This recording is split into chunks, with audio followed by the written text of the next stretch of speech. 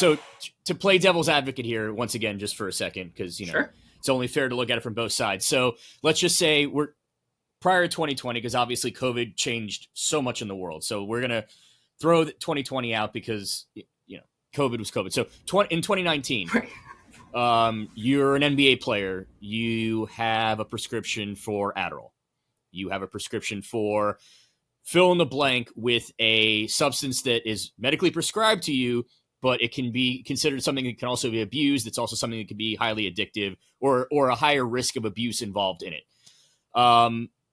You have that prescription. You have been told by the league, yep, you can take that as long as you can produce your prescription. It's fine. We're not going to suspend you or fine you for testing positive for speed. You are medically prescribed Adderall. That is okay, even though, there's arguments that can be made that Adderall, like so many things, there's a risk for dependency, abuse, and whatnot. Okay.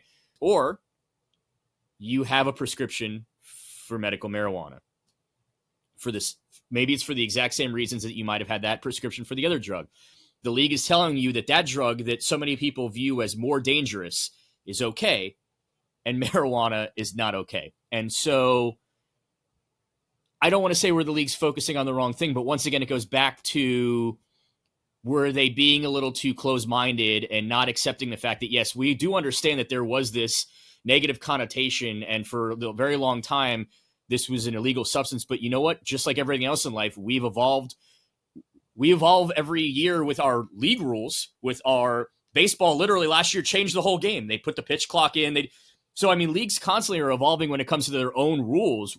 Why not evolve when it comes to what's going on outside of their little bubble of the league office and what's going on in the actual world? Mm-hmm.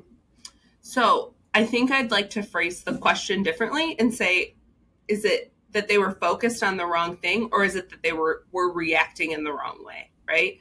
Yeah. So yeah. I think the idea of, was it an incorrect focus? I would say no, because it still stood in its illegal status in a lot of places, and that's, its own stuff.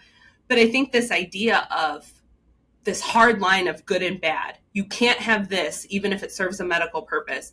You can't have this if it serves a medical purpose. I think the biggest question that wasn't being asked, and I think the thing that is starting to be asked, I'd like to believe, is why? Why are you using this substance? Why do you need it, right? With things like Adderall, with things like buprenorphine, we know why people are using those. And so it's easy to say, yes, there's a medical indication for that. But I think with cannabis, there's been such a wide net of why people say they're using it. And I think that is where things got muddy in a lot of situations. So I think often people don't see marijuana as an addictive substance, but it really can be very addictive for people. So I think that's one thing that needs to be kept in mind. And I think really this serves as a bigger reminder of the resources that need to be available to the players just as much as to the general population. Because again, if they're using this substance for a reason that they perceive as beneficial, I think rather than looking at what is the substance in the league getting hung up on this versus this versus this, I think the bigger question is, why do we have these players that are using this thing that we've repeatedly told them they can't, but they continue to use it? There's clearly something there, whether it's addiction, whether it's mental health symptoms, whether it's pain. And I think this, honestly, my hope is that this would serve as an open invitation and door to teams to consider the resources that they need to have available for their players. Things like, do we need to have more of a focus on having a team physician, psychiatrist who can address these mental health concerns? Do we need to have a wider net of pain management options for these people? Just things to think about what they can offer to figure out what is behind it, because it's not as clear cut with cannabis as it is with a lot of the other prescribed medications on the banned substance list. Does that make sense? Absolutely. And you kind of beat me to my next point here too. You look at some relatively famous instances involving weed in sports over the years. Ricky Williams famously retired because he didn't want to stop smoking weed. not to continue to bring up sore subjects in your neck of the woods, but you look at what happened with Josh Gordon there with the Cleveland Browns, repeatedly getting suspended. He would get suspended for testing positive for weed. He'd come back, and then immediately he'd test positive again.